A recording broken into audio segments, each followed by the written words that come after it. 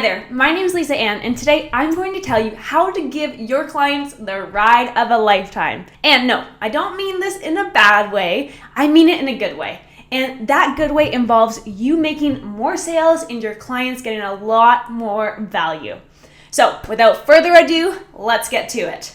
Now, I know you've probably heard this a lot, especially if you're an entrepreneur who tries to improve at every chance they get. But the fact that it's often repeated by almost every business coach means that it's essential. And what is this one thing I'm talking about? Client experience.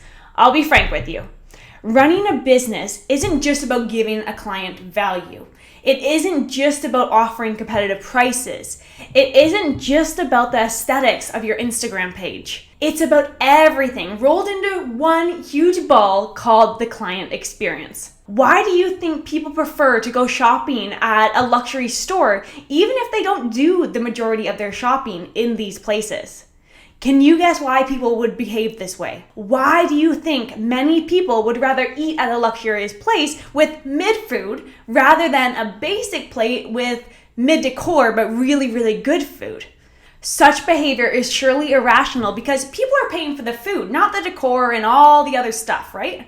Well, wrong. And that's the first thing you need to learn if you don't know this already. People aren't just buying what you are selling. They are also buying the experience you are selling. They are also paying for the experience they have when dealing with you. And once you start to see that experience of your clients as a marketable value, you'll start to learn differently about delivering a premium experience. And that's exactly what I'll be talking about in this episode. How to optimize your client journey to help you deliver the best client experience for your dream clients. So we start with you, the model entrepreneur.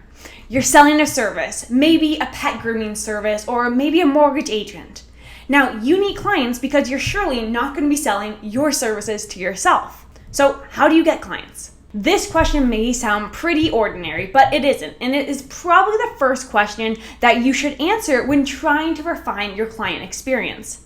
The easy answer to this question is this: you attract them. That leads to another question, of course.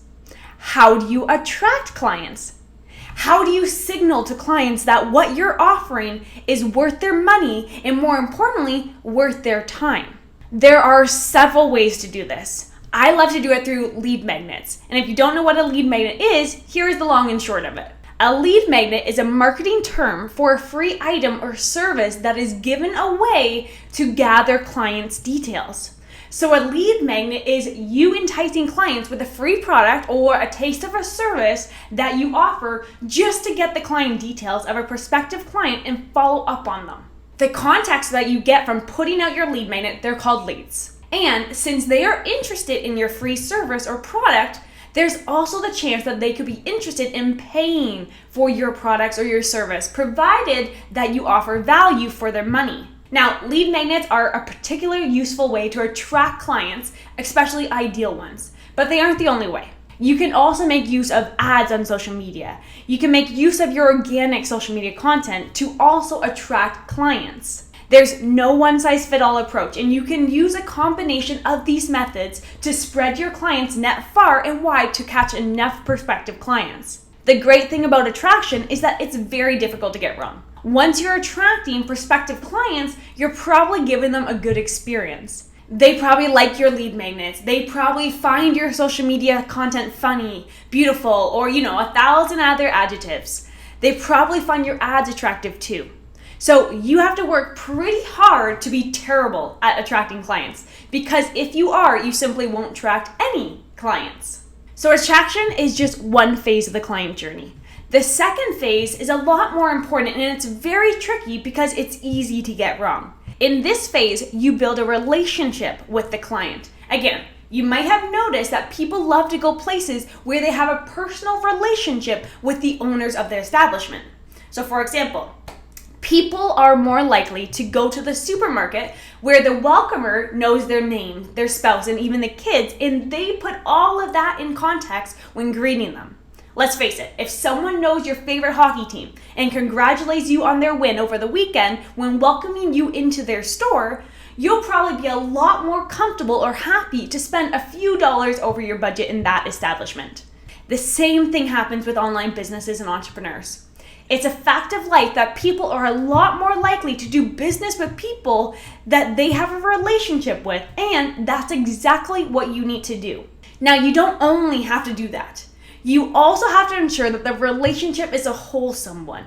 The more wholesome it is, the more satisfied these prospective clients are with the relationship that you've cultivated with them, the higher the chances of them converting into clients. So how do you cultivate a relationship with a prospective client? How can you make this relationship so satisfying that your clients would want to support you? Well, a good starting point is ask how you can help your clients. Let me be frank with you though. No one is going to support you primarily because you're a nice person. Sure, your niceness may be a factor for someone choosing your service or business over another, but it cannot be the primary reason. This means that you have to offer some value to your prospective clients. In my years as an entrepreneur, I figured out that people love people who solve problems for them.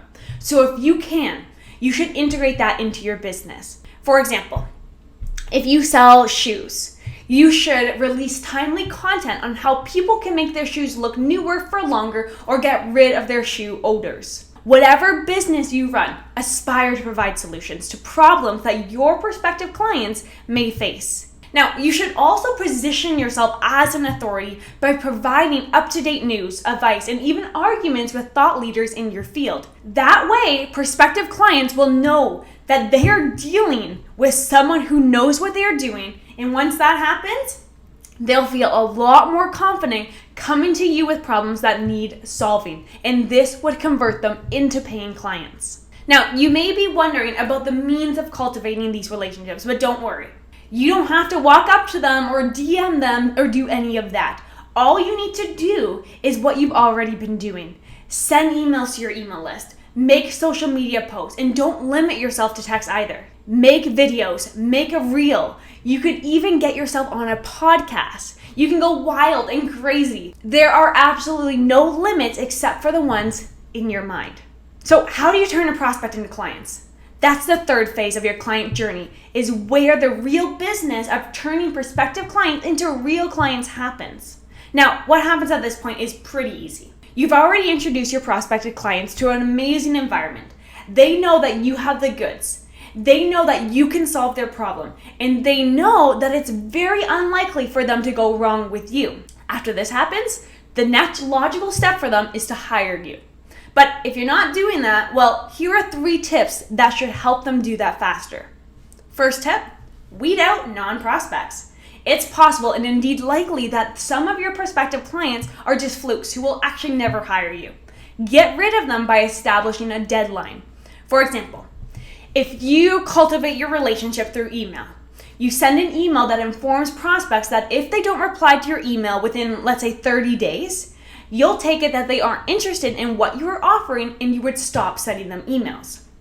If they don't reply, they never intend to hire you. And if they do, they are more likely to do so. So it's really a win-win for everyone. Second tip, ask questions that will make your prospective clients reply to you. You want to know what they are thinking. That way, you know whether they've been satisfied with the client experience or not. Additionally, your questions may help you figure out how to provide even more value. It all comes down to listening. And finally, you should simply ask for the sale. This idea seems so basic, but surprisingly, almost no one does it. It's just common sense. If you think that you're at the point with a prospect where they can be a bona fide client, simply ask for the sale. What do you have to lose? Nothing. You have nothing to lose. Just do it. What's the worst that could happen? Really, nothing. Okay, and now, for the last and possibly the easiest phase of the client journey, onboarding your client. Apps like Basecamp and Asana and Monday.com, they are useful when you are trying to onboard a lot of clients at once. Apps like that can help you manage large client bases. With it, you can track what point in your client journey a client is in. Sure, it may not sound like a big deal, but building a personal relationship with clients is a huge part of delivering a premium client experience. And apps like this make it easier for you to do that. And as always, friends, if you learned something new today, do me a favor and like this episode. Share it with those who may need it. And finally, subscribe to my channel for more content like this and be part of our amazing entrepreneur community. My name's Lisa Ann, and that's all I have for you today. Thank you so much for watching, and I'll see you next week. Bye for now.